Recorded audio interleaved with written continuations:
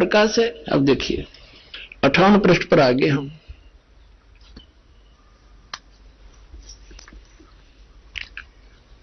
जित देखिए जगमग जलकाही, और देखत छकित भय ही माही।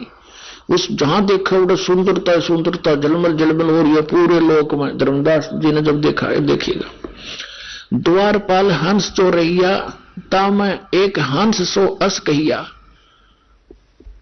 ए ही हंस ही तुम जाओ लिलिवाई, पुरुष दर्श दे आनो भाई। कहते हैं धर्मदास जी को सतलोक में ले गए ना, परमात्मा का जो मेन गेट है जिसमें वो बैठे हैं राजा के समान, उसका द्वारपाल है, गेट कीपर है। उसको परमात्मा ने कहा, कबीर जी ने जो नीचे से जिंदा महात्मा के रूप में उसके साथ गए थे, कहा भी इसको द्वारपाल परमात्मा के दर्शन कराओ। अब द्वारपाल ने कोई और बुलाया, वहां का हंस भगत, उससे भगत कहो चाहे हंस कहो, उसको कहा कि जा इस प्यारी आत्मा को परमात्मा के दर्शन करा के लाओ। तो गणे भगत इकट्ठे हो गए जो वहां रहते हैं, जो मोक्ष प्राप्त करके गए हुए हैं, मनुष्य के सदृश हैं, उनका नाक है, गले में सुंदर माला पहनते हैं। अरे ये बताओ बूंद सी घूमे, कोई न कोई उसमें जाकर मिल जाते हैं, समुद्र बूंद में डूब कर मरा करें जैसे। है मूर्खो, कक पता तुमने भ्रमित कर दिया पूरा विश्व। अब देखो क्या है वहां पर वास्तविकता। द्वारपाल हंस सो कहिया, ताम एक हंस अस कहिया। यही हंस हंस है, तुम जाओ लिवाई, इसको ले जाओ, और पुरुष दर्श दे आनो भाई। पुरुष माने परमात्मा का दर्शन करा कर लाओ। चले लिवाई पुरुष पे, जब ही पुरुष के परमात्मा के पास लेकर चले, जजक हंस बहु आए, तभी 1 मिनट में घोड़े भगत आगे, हंस आगे। वहां तो रहते हैं जो मोक्ष प्राप्त प्राणी वहां रह रहे हैं, घोड़े इकट्ठे हो गए और करत कोलाहल मंगल चारा, खुशी खुशी चारों तरफ मिलकर प्यार से बोल रहे हैं। शोभा अद्भुत अंग अपारा, उन वहां के रहने वाले भक्तों की, जो वहां जीव आत्मा रहती है, हंस आत्मा रहती है, उनकी कितनी शोभा है, कैसे आकार है देखिएगा। शोभा अद्भुत अंग अपारा, हंसन शोभा कहां बताऊं, कुछ एक प्रभाव सोवर्ण सुनाऊं। धर्मदास जी बताते हैं आकर कि वो कैसे हैं, के बताऊं गणीय शोभा, पर कुछ एक बताता हूं। रत्नमाल गरीब सोबत हंसा, उनकी गर्दन में, ग्रीव माने गर्दन में, और माला सुशोभित होती है देखिएगा, सुशोभित हंसा। रत्नमाल की रत्नमाला गले में सुशोभित है उन हंसों की, और मणिमाला किमी करस प्रशंसा, करो प्रशंसा, और भी निरी सुंदर माला उनके गले में। जगमग देह हंसन कर ही, उनकी शरीर जगमग करता है। अमर चीर बहु शोभा धर ही, अमर शरीर पहनते, अमर चीर यानी अमर कपड़े हैं वहां के। जैसे सतलोक के सभी पदार्थ अमर हैं, कपड़े भी कभी नाश नहीं होता, वहां के पदार्थ भी कभी खराब नहीं होते। वहीं से एक परमात्मा ने सैंपल भेज रखा है पृथ्वी पर सतलोक से। ये गंगा का जल, ये सतलोक से आया विष्णु जी के लोक में, विष्णु जी के लोक से आया शिव के लोक में, और शिव के लोक से फिर ये आगे आई यहाँ पृथ्वी पर गौमुख के अंदर वाष्प बनकर दूसरा प्रारूप बनाकर वहां प्रकट करती बर्फ रूप में, और फिर वहां से ये जल आ रहा है। इस गंगा जल को कहीं रख लो कभी खराब नहीं होता, और वैज्ञानिक सिर मार कर पटक कर बैठ गए, इसका कोई भेद वो नहीं निकाल पाए। तो कहने का भाव ये है कि एक सैंपल भेजा था भगवान ने, वहां का ऐसा जल है, जब वहां से घूमते घूमते इस निकम्मे लोक में भी इसका ऐसा अस्तित्व है, और वो तो एक प्योर प्लेस है सतलोक। जगमग दे हंसन कर ही, अमर चीर बहु शोभा धर ही। उड़ राख चिकुर शोभा छवि छावे, रवि का करतार रोम छवि छावे। ये है कि अनसन भाल शोभा के मैं कहूं। अब क्या बताते हैं कि उन अंशों की जो वहां पर रहते हैं उनकी माथे की शोभा बताता हूं। माथा भाल देखिए कि मैं कहूं, सोडस चंद्र भाल छवि लहू वो हो। अब कहते हैं उनके माथे की जो शोभा है 16 इतना रोशनी है उसके उनके मस्तक की, जैसे 16 चंद्रमाओं की रोशनी हो माथे माथे की, वहां के अंशों की। और बाकी शरीर की कथा वर्णन क्या आगे बताता हूं। 16 चंद्र भाल छवि हो, हंस कांति प्रतिरोम प्रकाशा, हीरा मणि उदित रोमांसा। एक एक रोम की यानी बालों की ऐसी शोभा है जैसे हीरा मणि होती है। और कोटिक विध्वंस छवि मोहा, दे घराण, घराण माने नासिका, उनका नाक भी है, दे घराण। और शोभा अतिग्रोहा, 16 रवि हंसन छवि मोहा, और दे घराण शुभ अमृत सोहा।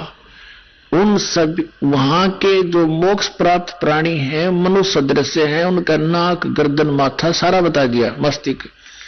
और उनके पूरे बॉडी का जो प्रकाश है 16 सूर्य जितना तेज है उनका। और परमात्मा का तो घना है, वो तो एक रोम को करोड़ सूर्य करोड़ चंद्रमा मिला दो उससे अधिक है। लेकिन वहां के मोक्ष प्राप्त प्राणी मनुष्य सदृश्य है, गले में माला पहने, कपड़े पहने, नाचे गावे, ये बूंद और बिंदु बतावे, और कोई न कोई उसमें डूब कर मर जाए ऐसे समावे। ये नकली है सारे। ये देखो प्रमाण, जिसने आंखों देखा भगवान को। 16 रवि हंसन छवि मोहा, एक हंस की 16 सूर्य जितना टोटल प्रकाश है। दे घराण अशुभ अमृत सोहा, देह भी है उनका, घराण माने नासिका भी है। कंचन कलश जड़ी मत लोना, रतन थार अमृत आरतिन ही सोना, यानी रत्नों की थाली भर के। और हंसन मगन शब्द मुख उचारा, और क्रीड़ा विनोद रतन मणियारा। क्रीड़ा विनोद वहां आनंद से नाचे कूदे खेले। देखो सुरत हंस के आगे लीना, एक सुरती नाम का परमात्मा का बच्चा है हंस, जो पहले 16 वचनों से उत्पन्न हुआ था, उसको साथ लेकर बाकी के वहां की आत्मा जो मनुष्य सदृश्य है हंस, सारे कूदते नाचते चाले उस धर्मदास जी के साथ में। देखिएगा, सूरत हंस के आगे लीना, नृत्य करत चले हंस पर वीणा, नाचते गाते चले वहां पर। और बिंदु बिंदु के नाचो तो मछली इतना घूमा बसे। और सूरत हंस अग्रहानी अघाने, पुरुष सकल देखत हर्षाने, परमात्मा की सकल देख कर, चेहरा देख कर हंसे, बड़ी खुशी हुई। सिंहासन छवि देखत मनमोहा, है परमात्मा सिंहासन पर बैठे थे, उसकी बहुत सुंदर छवि थी। अद्भुत अमित कला तन सोहा, परमात्मा का सुंदर शरीर था। पुरुष रोम एक कला अनंता, वर्णित कौन पावे अंता, एक रोम रवि शशि कोटि सा। परमात्मा के एक रोम में करोड़ शशि यानी चंद्रमा और रवि और सूर्य ये मिला दे। नख कोटिन विदुम मलन नरवीसा, यानी नाखून की शोभा भी बड़ी सुंदर है। पर पुरुष प्रकाश सतलोक अंजोरा, तान पहुंचे निरंजन चोरा। पुरुष कबीर देखा एक भाई, धर्मदास जी कह रहे हैं कि वहां मैंने जो नीचे से गया था ना महात्मा जिंदा, और वहां जाकर देखा जिसको वो भगवान बताओ थे, वो ही तो बैठे पाए मैंने सिंहासन पे। पुरुष और कबीर, भगवान और कबीर जी देखा एक भाई, और धर्मदास मन में बहुत लज्जाई, अकमत बढ़ाने कम्मा, ये तो भगवान ने थे नीचे जा रहे थे, और ये कबीर पंथी ने बताओ। कबीर साहब तो उसकी एक सता निकल कर आई, कबीर साहब तो सदगुरु हैं, और वो चेतन प्रकाश है, वो भगवान अड़ंगे मुठा बिठा रखे तुमने।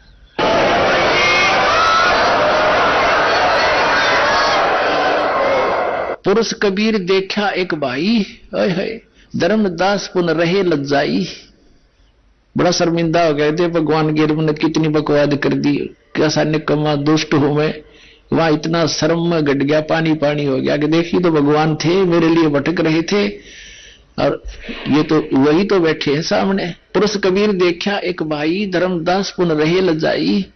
पुरुष दर्श कर आयो तो वहां, प्रथम कबीर बैठे रहे जब वहां, अब फिर वापस आ गया वहां देख के जहां कबीर जी बैठे थे, उसी रूप में फिर आ गए जिंदाले में।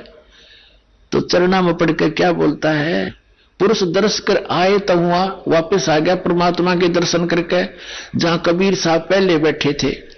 यहां कबीर बैठे, पुन देखा कला पुरुष तन अचरज पेखा। यहां फिर कबीर साहब को फिर देखा और का अजगुत किन्हो भाई वहां मोही प्रतीत न आई। हो देख मैंने कैसा जुल्म कर दिया कि वहां मुझे विश्वास नहीं आया ये परमात्मा है। अब क्या वार्ता करते हैं, कबीर जी से पूछता है धर्मदास से, परमात्मा आपने यहां तो एक सिंपल सा शरीर आपका दिख है, एक आम आदमी जैसा, और वहां आपके इसी शरीर की इतनी शोभा थी, यह शोभा यहां क्यों छुपा दी? अपने आत्मा जैसे एक कोठी के कमरे में कक्ष में 1000 वाट की ट्यूब लग रही हो, एक 500 की हो, 60 की हो, एक 0 वाट का भी बल्ब हो, ट्यूब हो, और जब सारी जगानी है तो सारी जगह जगमग जगमग हो गया वो कमरा सारा, और सब औरों को बंद करके एक 0 का रख ले तो वो तो विद्यमान है लेकिन वो रोशनी पर्याप्त है, उतनी चाहिए थी उसमें। तो परमात्मा ऐसे अपने बॉडी को वो शरीर की शोभा वो ऑफ करके प्रकाश की ट्यूब आ जाते हैं उस। यहां पर ये क्या बता रहा है देखिए, कबीर पुरुष एक वहां छिपाए, कबीर पुरुष तो एक के हैं, वहां तो इन्होंने छुपा रखा है। सत पुरुष जगदास कहाए, वो परम पुरुष वो सतपुरुष ही जग में आके संसार में कबीर दास कहाए, ये तो खुद भगवान है। अर्धाए चरण गहु अति सुख चाहे, भाग के जब वापस आए तो दौड़ के परमात्मा बैठे फिर उसी रूप में कबीर रूप में जिंदा महात्मा चरणों में पड़ के बड़े सुख चाहे, बड़ा शर्मिंदा हो गया। धाये चरण गौ अति सुख चाहे, हे प्रभु हम परिचय अब पाए, अब मैं पहचान पाया आपको। यह शोभा कस वहां छिपावा, कस नहीं जग में प्रगट दिखावा। अब कबीर साहब से धर्मदास जी ने कहा, ये परमात्मा जो आपकी यहाँ शोभा है तो संसार में आपने वह गुप्त कर रखी है, वहां क्यों छुपा रखी है? आप तो खुद परमात्मा हो, और ये नकली न होकर कबीर साहब तो अलग हैं, ये तो सतगुरु वो परमात्मा जिसने भी भगवान को देखा उन्होंने जैसे, अब आगे बताएंगे, पहले ये क्लियर कर देता हूं। अब ये हम 59 प्रश्न पढ़ रहे हैं ज्ञान प्रकाश के, ये बहुत सागर खंड है इसका। अब यहां आगे, यह शोभा कस वहां छिपावा, कस नहीं जग में प्रगट दिखावा। किस लिए आपने जग में प्रगट क्यों नहीं दिखाई, यहां कैसे छुपा लिया आपने? अब परमात्मा बताते हैं, सतगुरु वचन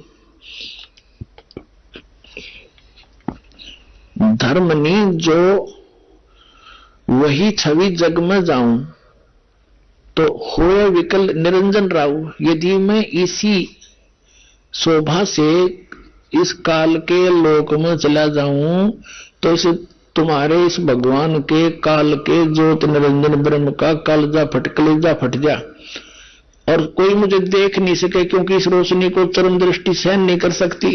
इसलिए गुप्त अपना हल्का तेज पुंज करके इस विध हम आपको मिलते हैं। धर्मनी जो वही छवि जग जाऊं तो होए विकल ये निरंजन राऊ, ये काल निरंजन विकल हो जाएगा, दुखी हो जाएगा, इसकी बुरा हाल हो जाएगा। और सब जीव तब मोही लोलावे, और उजड़े भो सब लोक ही जावे, इसका उजड़ जाएगा सारा देश लोक। ताते गुप्त राखो जग भाऊ, और शब्द संदेश जीवन समझाऊं। वो शब्द जिससे मोक्ष होगा उस जीवों को बता रहा हूं मैं। और शब्द परख चिन्ह मोय कोई, गह प्रतीत घर पहुंचे सोई। जो मेरे इस नाम में ले लेगा वो सतलोक चला जाएगा। कहे कबीर सुनो सुकृत अंसा, दर्श पुरुष भेटू चित संसा। अब तुम बेग चलो संसारा, अब जल्दी जाओ संसार में। और जीव चेता हो करो पुकारा, पुकार पुकार के आंखों देखा, डंडोरा पीट दे, मुनादी कर दे, और डोल के डंके पर बता दे सच्चाई को। तो वहां जब इतना सुख देखा, यहाँ का इतना अड़ंगा, यहाँ सुख नाम की वस्तु नहीं।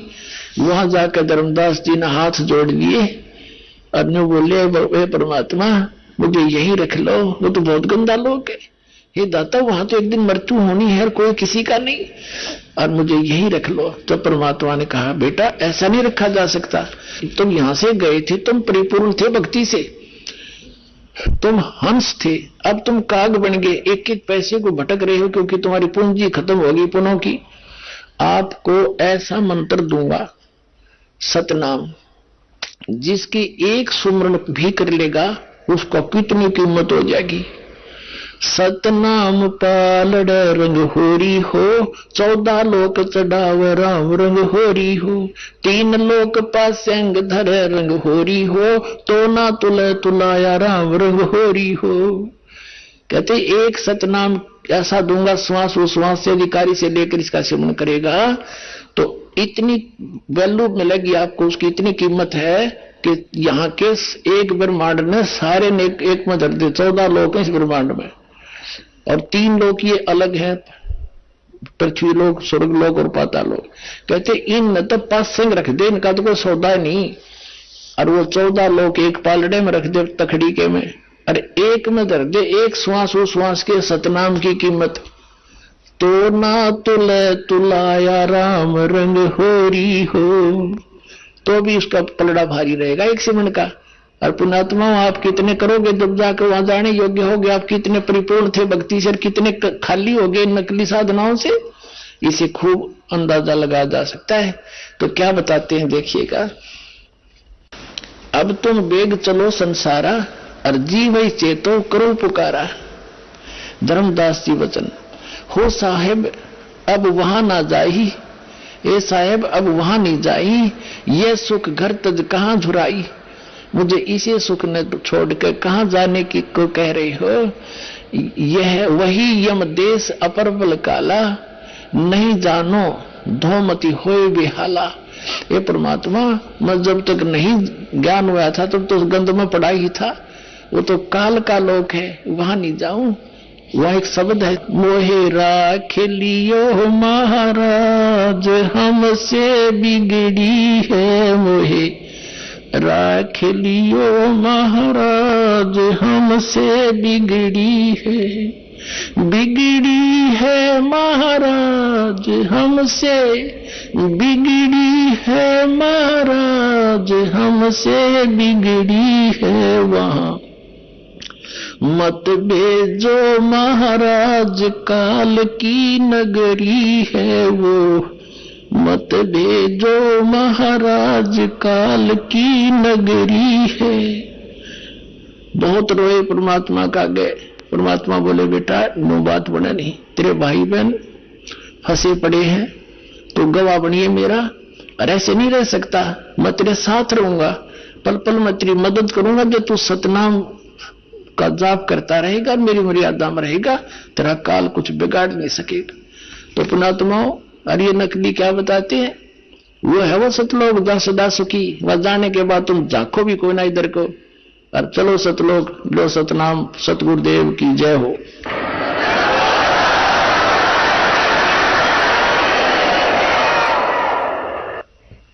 पुणात्माओं, धन भाग हैं आपके, आपको इस समय में मानव शरीर प्राप्त है, नर या नारी का।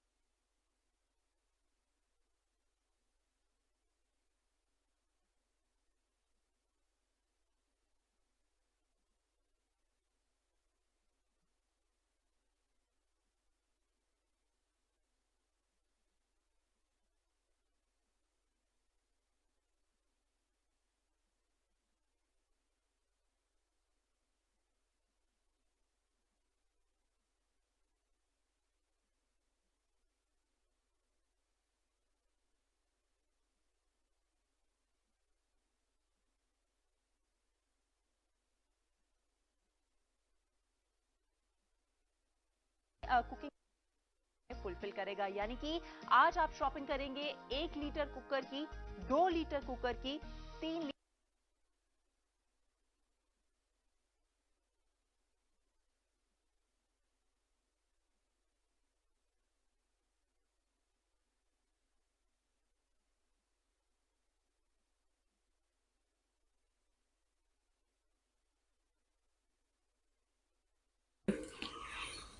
तो ये अच्छी आत्मा है, इनके पूर्व जन्म के संस्कार अच्छे हैं।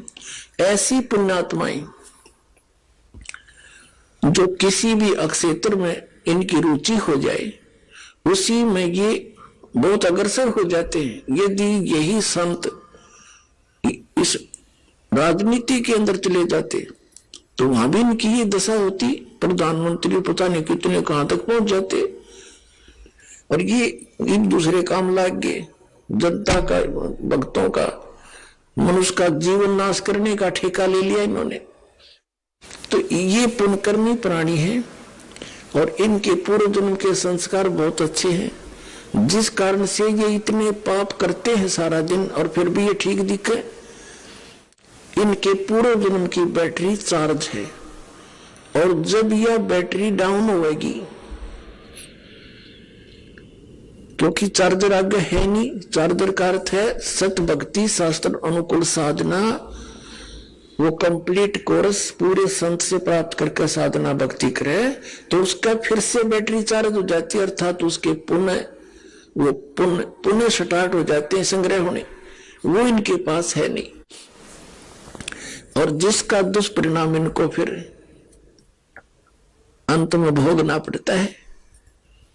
और आप भी बाहर लाज ले जाते हैं जनता को मिसगाइड करने का, परमात्मा के बच्चों को दिशाहीन करके, उनके अनमोल मनुष्य जीवन को नाश करके, और फिर स्वयं ये प्रेत योनि में जाते हैं या कि गधे की योनि भोग रहे होते हैं। ये नकली साहब, ये महंत संत और ये जितने आचार्य और शंकराचार्य और मंडलेश्वर है। दास का कहने का तात्पर्य है कि इन संतों ने भी सोचना चाहिए, इन्होंने समझना चाहिए। दास क्या कह रहा है, कोई आपका दुश्मन नहीं, आपके हित की बातें कह रहे हैं, प्रमाण दिखा रहा हूं। आप भी उस परमात्मा के बच्चे हो और जिनको आप गुमराह किए बैठे वो भी परमात्मा के बच्चे हैं। आप दोनों दोषी हो रहे हो मिसगाइड करके उस भगवान के बच्चों को। अगर ये बीच में ये संत महंत ना होते तो पूरा विश्व आ जाता इस मार्ग को समझकर। जैसे जो ये राधा स्वामी धन धन सतगुरु सच्चा सौदाले और ये जय गुरुदेव और निरंकारी, ये जितने भी और ये अन्य जितने सतपाल जी महाराज और ये बालयोगेश्वर के जिसने प्रेम है जी महाराज, ये संत, इन्होंने, ये संत तो है नहीं, क्योंकि संत वही जो आध्यात्मिक ज्ञान से परिचित हो, बाकी उस नाम संत रखे वो अलग बात है।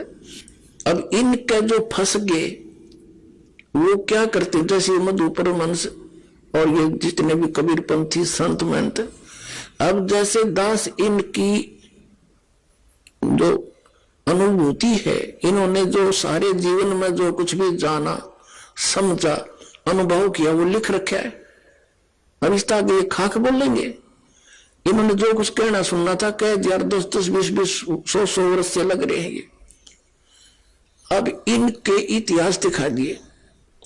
अब अपने गुरुजी के बारे में जो कुछ भी कोई उस पंथ से संबंधित इस दास के वचन सुनता है तो उनका समाधान वो किससे कराता है, अपने गुरुजी से। अब गुरुजी कैसे स्वीकार करे कि मैंने यू सच्चा है मैं झूठा हूं, क्यों उसके आगे उसके सामने अहम अट जाएगा, ईगो है उसके अंदर। और यह ईगो इस जीव की सबसे बड़ी दुश्मन है। कबीर साहब कहते हैं राज तजना सहज है और सहज त्रिया का ने मान बढ़ाई ईर्षा दुर्लभ तजनाइए। अरे इनके तुझे बिना भगवान नहीं मिले। अब ये फिर अपने ही गुरुओं से पूछते हैं तो गुरु जी कह देते नहीं उसको क्या पता। और फिर यहां तक बताते हैं इस जम्मू वाले ने तो अपने उसमें इसका जी जागरण पर आता है प्रोग्राम, उसके नीचे बताते हैं, ये लिखवा दिया कि मन ने कोई आत्मिक ज्ञान चर्चा नहीं करी। अरे ये बोलने लग रहा दे चौड़े में झूठ बोल रहे तेरा गजब फेल हुए का प्रमाण है इनका कि फेल हो गए जब दो नाटक मैंने कोई बात तय नहीं करी। अरे ये वीडियो बोलने लग रही। और उधर से ये कहते हैं हमारा पहला नियम है सच बोलो, सच आप पे ना बोलता है। अब जैसे राधा स्वामी वालों की दास नवा सारी इतिहास दिखा दी और परमात्मा और जिन महापुरुषों ने भगवान पाल से मेल करा दिया वो फेल कर दिए। ये कबीर पंथी सारे फेल कर दिए। और जितने भी आचार्य शंकराचार्य थे इनके पास कख ज्ञान नहीं था, इनका इतिहास दिखा दिया जनता को। ये सारे फेल हो लिए, इनके पास जवाब नहीं है।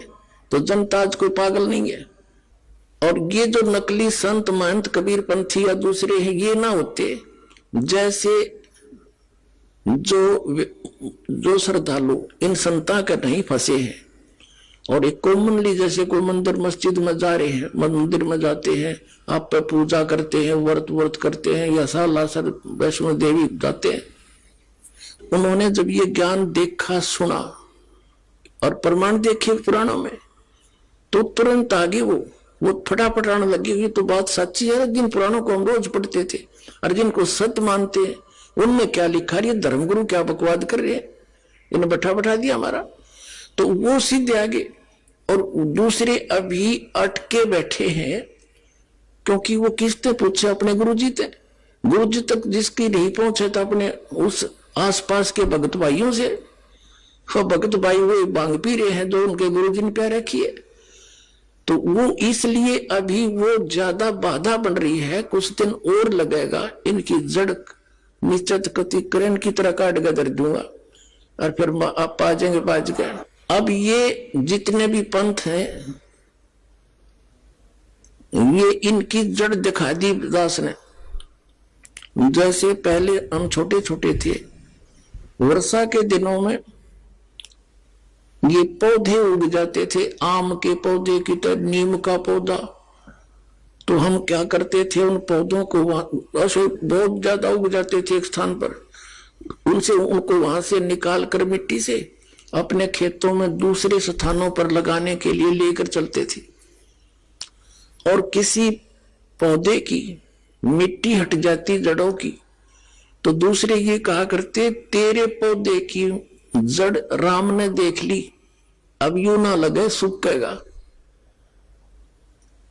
तो वो ऐसा ही होता था क्योंकि ये खेत से दूसरे खेत में जाते थे, 1.5 घंटा लग जाता, वो जड़ा मिट्टी थी नहीं, वहां लगाते हो सूख जाता।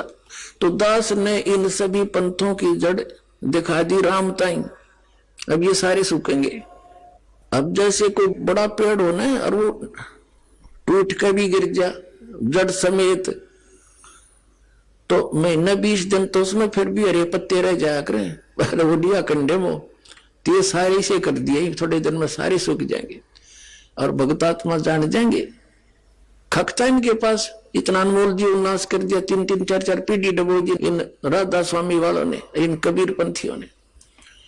तो पुण्यात्माओं, सत्संग किसे कहते हैं? सत्संग वो है जिसमें केवल सत्य बताई जा, झूठ का समावेश ना हो। इनके पास सारी झूठ, सतनाम की चीज नहीं इनके पास कोई भी, तो सत्संग नहीं है। अब सत्संग का अर्थ है परमात्मा की महिमा, परमात्मा की गुण बताई जा कि परमात्मा कैसा है, कौन है, कहां रहता है और परमात्मा की हम खोज कर क्यों रहे हैं, उससे हमें लाभ क्या होगा,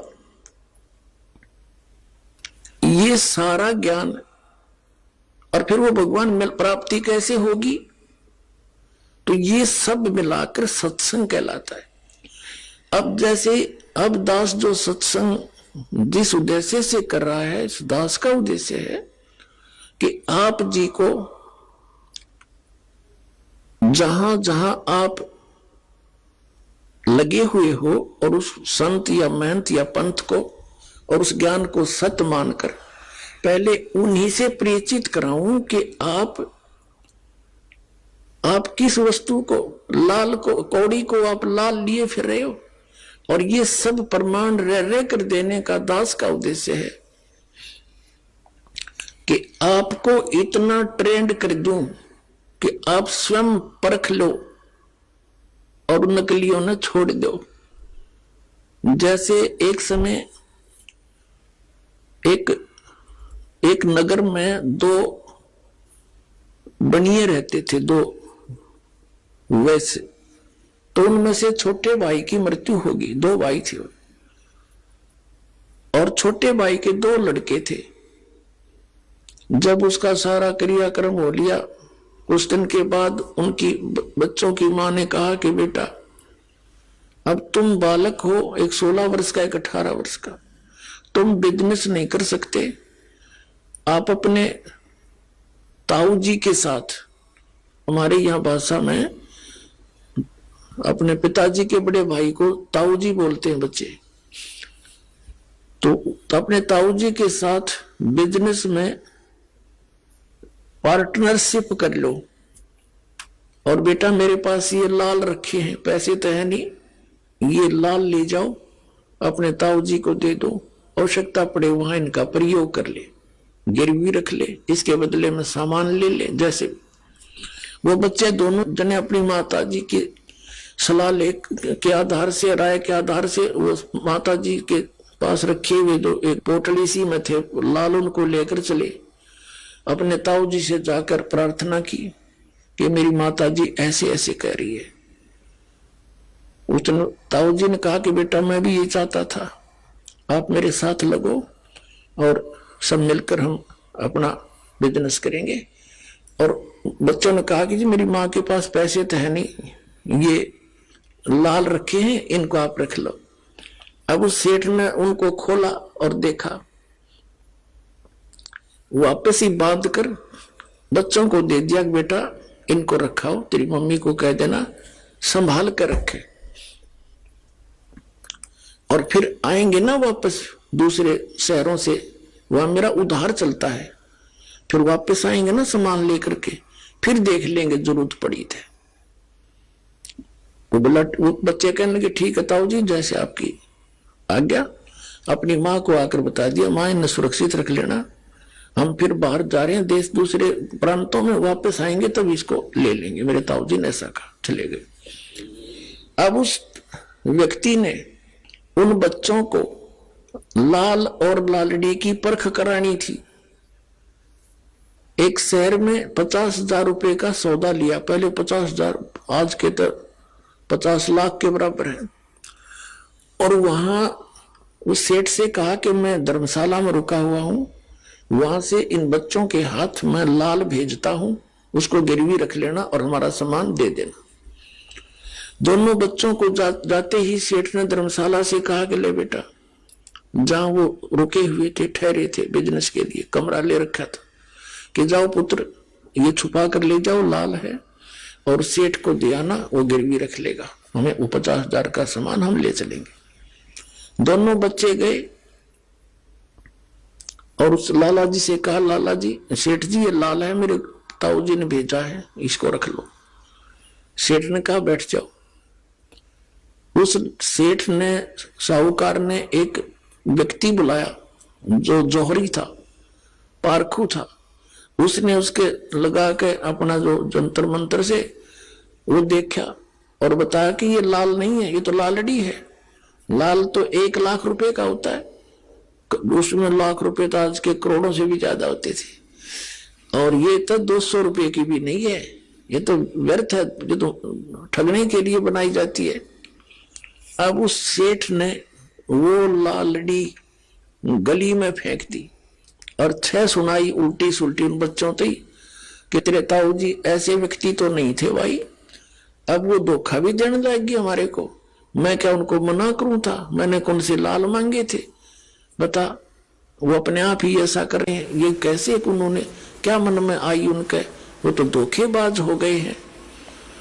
अब लड़के दोनों उठाकर उस लाल को और ताऊ जी के पास आ गए धर्मशाला में। ताऊ जी को पता था इन गेला के बीतेगी,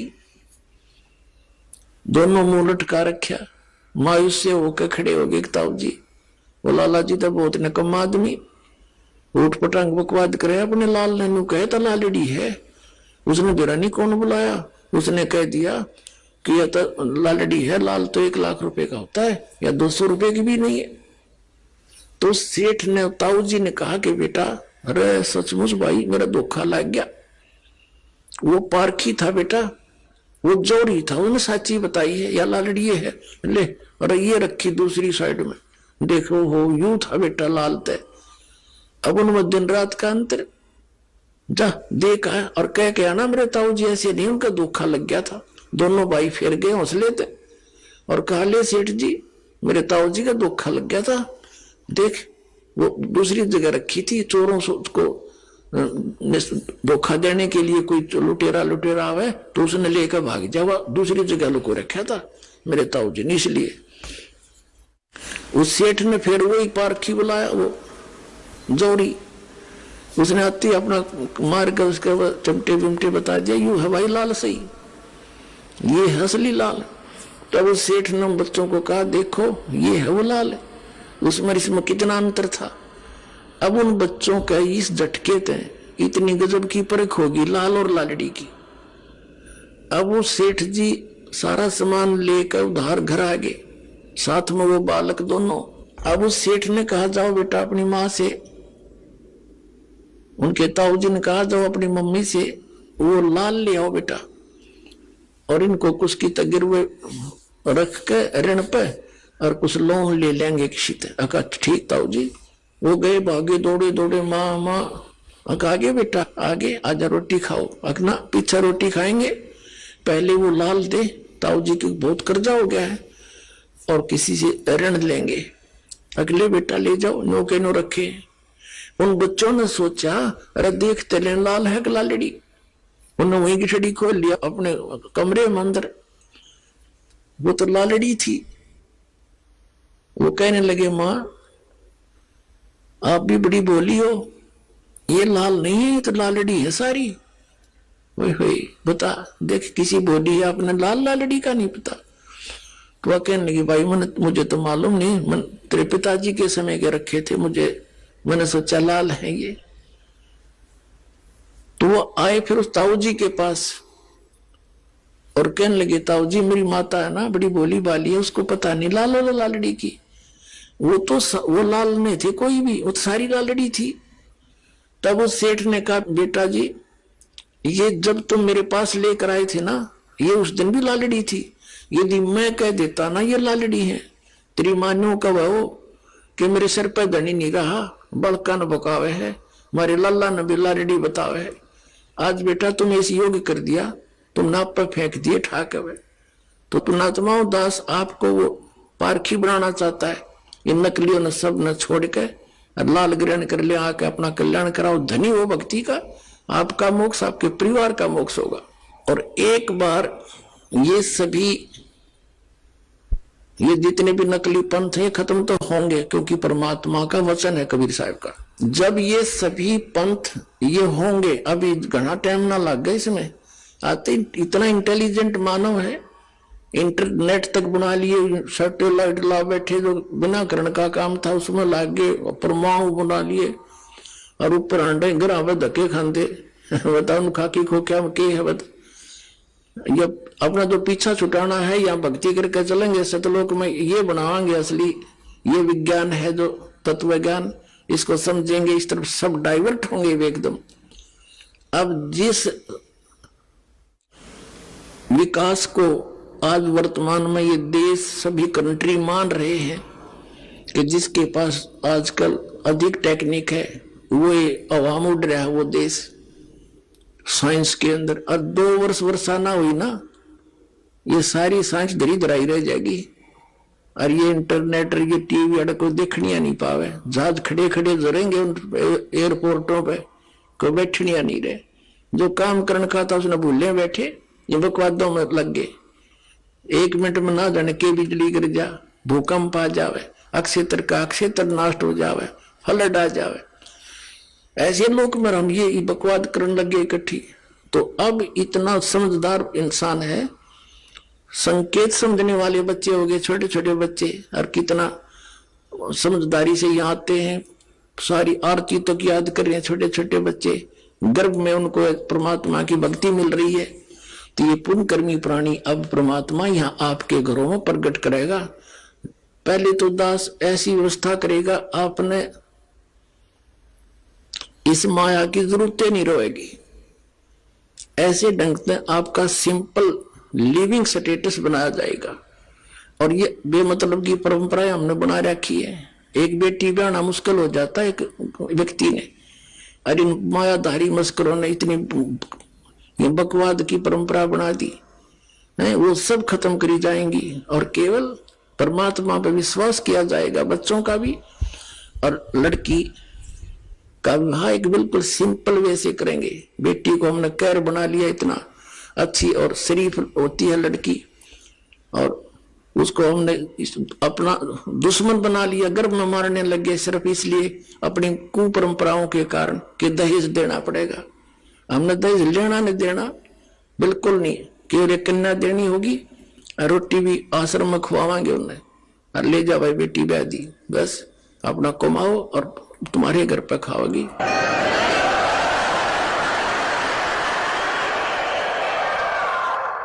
तो 90% हमारे सिर का वजन हट जाएगा जब हम इन बकवादा न छोड़ देंगे, जिसके लिए हम दिन रात नहीं पढ़ते, वो पूरी होती नहीं, कर्म नरे बिगड़ जाए। परमात्मा साथ होगा, आपको आवश्यक वस्तु दे, ऐसे देगा आप सोच भी नहीं सकते। परमात्मा क्या नहीं कर सकता। आपको अभी तक भगवान की महिमा सुनी है, आपने बरती नहीं है। यहां आप उस परमात्मा के गुणों को प्रयोग करा करोगे और दांता तला उंगली दबाओगे, भगवान सचमुच आज भी ऐसा कर रहा है। क्या भगवान के गुण बदल जाते हैं? हमें उससे मिलने का जो राहत की विधि है वो नहीं प्राप्त हुई, जिस कारण से हम नास्तिक होते जा रहे हैं, साधना भी करते हैं, दुख नो का नो, फिर क्या फायदा उस भक्ति का। तो इस प्रकार जो अब दास आपको ज्ञान सुना रहा है, ये ज्ञान एक ऐसा समझ लो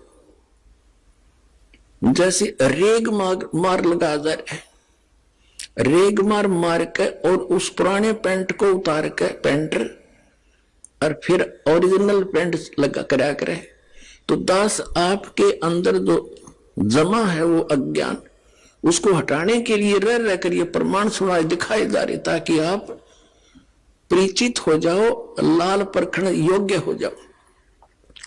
जब आपको परख आ जाएगी कि ये लाल है, ये भगवान है और ये साधना है, फिर दास आपको उस परमात्मा की वो अमरवाणी सुनाया करेगा, जिसको सुन सुनकर आपकी आंखों से आंसू टपका करेंगे।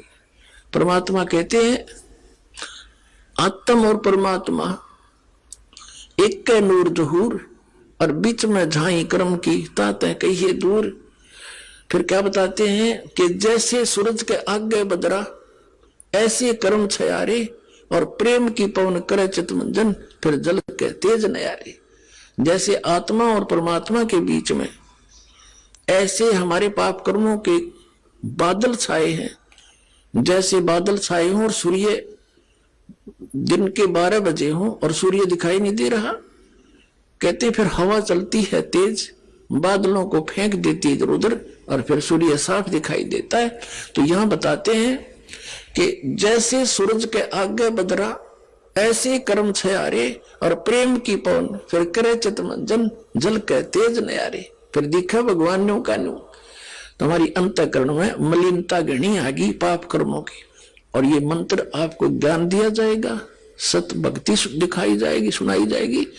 तो फिर आपकी आत्मा रोया करेगी इन परमात्मा के वचनों को सुन सुन के, क्योंकि आत्मा भटक रही है उसके लिए, और वो भटक रहा हमारे लिए। आइए अब हम उन श्रद्धालुओं के अनुभव जानते हैं जो जगत गुरु तत्वदर्शी संत रामपाल जी महाराज जी से दीक्षा प्राप्त कर चुके हैं तथा उनके द्वारा बताए गए भक्ति मार्ग पर चल रहे हैं। नमस्कार सर। नमस्कार सर, क्या नाम है आपका? गंगाराम पांचाल। गंगाराम जी, आप कहाँ के रहने वाले हैं? गांव बंदोड़ा, जिला शामली, उत्तर प्रदेश। सर, संत रामपाल जी महाराज से नाम दीक्षा आपने कब ली? अप्रैल 2016 में।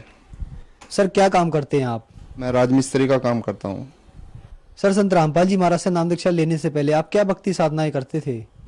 सर, मैं राजेंद्र सिंह महाराज से जुड़ा हुआ था और 3 साल में मैं मतलब वहाँ पे रहा रूपनगर जाते थे, सत्संग में जाते थे, लेकिन मेरे को कुछ ऐसा वहाँ से ऐसी शिक्षा नहीं मिली जिससे कि मैं कोई परमात्मा के रास्ते पर लग सकूं।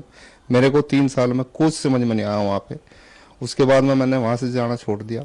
मेरे गांव पूरा पंडितों का है, तो उन्होंने हर इतवार के दिन सब वो करते हैं, मतलब पूछा उछा देते हैं, और बाहर के लोग आते हैं उनसे पूछा करते हैं। उन्होंने मेरे को भटका दिया, कह लगा तुम ऐसा करो, तुम्हारे घर में धन दौलत आ जाएगा, ये आ जाएगा, वो आ जाएगा। मैं भटकता फिरता रहा।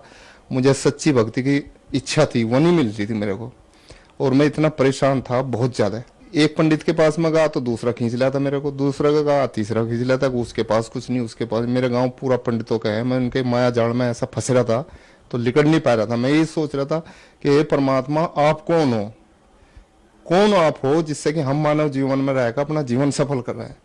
मैं ऐसा भटक रहा था, मुझे कुछ नहीं पता था कि क्या भक्ति है, क्या सच्चाई है, और क्या अच्छा है, क्या बुरा है। और मैं ऐसे ही भटकता भटकता, मतलब अंतर आत्माओं से मैं घर पे भी सोचता था, हे परमात्मा, क्या हमारा जीवन यही है, मरना खाना जीना ये वो यही है, सच्ची भक्ति मानव जीवन में कर सके, वो नहीं मिल रही थी। सर क्या कारण बना कि आप संत रामपाल जी महाराज की शरण में आए? सर मैं बहुत शराब पीता था, तो शराब पी के मैं अपने भांजे के पास आता था दिल्ली में गांव से। तो एक दिन मैं शराब पी के आया। शराब पीने के बाद में उसने मेरे को दे लिया। वो संत रामपाल जी महाराज का शिष्य थे, तो वो खाना वाना खाएगा, मेरे को दूसरी मंजिल पर ऊपर लेके चले गए एकांत में। मेरे भांजे ने कहा कि संत रामपाल जी महाराज से एक बार तुम नाम दीक्षा लेकर देखो, तुम्हारी दारू भी छूट जाएगा और सब ठीक हो जाएगा। लेकिन मैं उस पर कोई विश्वास नहीं करा। 2-3 घंटे मेरे को समझाया, भाई तुम एक बार चलो कर तो देखो, अगर तुम्हारी समझ में नहीं आया तो तुम भक्ति छोड़ दियो। संत रामपाल जी महाराज के आश्रम में लेकर गया, और जैसे ही मैं, मतलब जहाँ पे नामदान होता था, जैसे ही मैं बढ़ा, मेरी आंखों से अपने आप ही गरम गरम आंसू निकलने शुरू हो गए। अब मेरे को नहीं पता क्या हो रहा है, क्या चमत्कार हो रहा है। मैं सोचा सच्ची भक्ति आएगी। उसके बाद में संत रामपाल जी महाराज से नाम दीक्षा ली। उसके बाद अगले दिन मेरे को कोई शराब का कुछ, न तो मेरा मन करा न कुछ हुआ, बिल्कुल शराब छूट गई। सर संत रामपाल जी महाराज से नाम दीक्षा लेने के बाद आपको क्या लाभ प्राप्त हुए? सर लाभ तो सबसे पहला तो यही है कि मुझे सच्ची भक्ति का ज्ञान मिल गया, क्योंकि सच्ची भक्ति है क्या, और इस मानव जीवन में क्या सच्चाई है और क्या गलत है, वो सबसे बड़ा लाभ तो ये है। उसके बाद में मेरे को लाभ तो ये है, मेरे 19 साल से मेरे साथ में कोई पारिवारिक मुकदमा चल रहा था। वो मुकदमा 19 साल से चल रहा था सर, और मैं उससे बहुत परेशान था। पैसा लगा, बहुत पैसा लगा। मजदूर हूँ मैं, राजमिस्त्री का काम करता हूँ, रोज कमाता था, तारीख पर जाता था, लेकिन वहाँ कोई सुनवाई नहीं थी। वहाँ सब ऐसे ही था, तारीख दे देते थे। उसके बाद में मैंने अपने भांजों को कहा, मैं कहा भाई हमने नामदान भी ले लिया, हमें कुछ लाभ तो होना चाहिए। वो बोला, कह लगा भाई तुम भक्ति करो, भक्ति में ध्यान दो और कुछ ना करो। मैं भक्ति करता रहा। 27/7/2018 में मेरे को सतनाम मिला। उसके बाद में मेरी तारीख पड़ी 30/7/2018। जैसे ही मैं वहां गया कोर्ट में अपनी तारीख मुकदमे में, तो परमात्मा ने ऐसा माहौल बना, उस दिन ही मेरा केस फाइनल हो गया। संत रामपाल जी महाराज से सतनाम लेने के बाद में 3 दिन के अंदर ही 19 साल पुराना मुकदमा वो फाइनल हो गया। जितना कमाता था मैं शराब पीता था, घर में बहुत लड़ाई होती थी, बच्चे परेशान थे, मैं भी परेशान था। संत रामपाल जी महाराज से नाम दीक्षा ली, तो उसके बाद मैं बिल्कुल भी न तो अब शराब पीता हूँ, मैं ना कुछ होता, अपना अब घर में मौज है, कोई ऐसी किसी चीज की कोई दिक्कत नहीं। संत रामपाल जी महाराज से नाम उपदेश लेने के बाद में आर्थिक समस्या बिल्कुल ठीक होगी जी। उससे पहले बहुत परेशानी थी, घर में जितना कमाता था सब शराब के इधर उधर चला जाता था। सतगुरु रामपाल जी महाराज से नाम दीक्षा लेने से पहले मैंने डॉक्टरों से भी संपर्क करा, भाई किसी तरह मेरी शराब छूट जा, लेकिन कोई लाभ नहीं हुआ, क्योंकि सब अपने पैसे वैसे उतार कर पुड़िया दे देते थे, ये ले लो अब तुम्हारा शराब छूट जाएगी, लेकिन कोई फायदा नहीं हुआ। और जब संत गुरु रामपाल जी महाराज से नाम दीक्षा लेने के बाद में शराब ऐसे छूट गई जैसे कुछ चमत्कार हो गया हो। सर संत रामपाल जी महाराज से नाम दीक्षा लेने के बाद आपको बहुत सारे लाभ प्राप्त हुए। हम आपसे यहाँ एक बात जानना चाहेंगे, आप बहुत सालों से शराब पीते थे और नहीं छोड़ पा रहे थे, ऐसा क्या आपको मिला संत रामपाल जी महाराज ने दिया कि संत रामपाल जी महाराज से नाम दीक्षा लेने के बाद आपकी शराब छूट गई? सर जी, सतगुरु रामपाल जी महाराज शास्त्र अनुकूल साधना देते हैं। शास्त्रों में जो बताई बात है वो बताते हैं, न कि मनगणत। तो उस भक्ति को करते हुए परमात्मा ने आत्मा को बहुत मिलन करवाया है, तो उस हिसाब से ही मतलब देखो मानता हूँ उन्होंने इस हिसाब के ये छुटवाई शराब। सर आज की युवा पीढ़ी भी नशे से ग्रस्त है, तो जो दर्शक आज आपको देख रहे हैं वो भी नशा छोड़ना चाहते हैं, उन्होंने नशा छोड़ने के लिए क्या करना होगा? मैं तो हाथ जोड़कर रिक्वेस्ट करता हूँ कि जिस भाई पर कोई भी परेशानी है, कोई भी दिक्कत है, इस संसार में रहकर सबको परेशानी है, सतगुरु रामपाल जी महाराज की भक्ति पे एक बार चल कर तो देखो, तुम्हारे कल्याण हो जाएंगे, बहुत अच्छा लगेगा, बहुत हिसाब तुम्हारे सब काम बढ़ जाएंगे, नशा भी छूट जाएगा और तुम्हारे जो आर्थिक व्यवस्था है वो भी ठीक बिल्कुल ठीक हो जाएगी। सर संत रामपाल जी महाराज से नाम दीक्षा कैसे ले सकते हैं? विभिन्न चैनलों पे मतलब सत्संग आते हैं, अलग अलग टाइम में उनके नीचे पट्टी चलती है, उस पर कॉन्टैक्ट नंबर लिखे हुए हैं, उन पर कॉन्टैक्ट करके आप संत रामपाल जी महाराज से नामदान ले सकते हैं। धन्यवाद सर। सत्साई।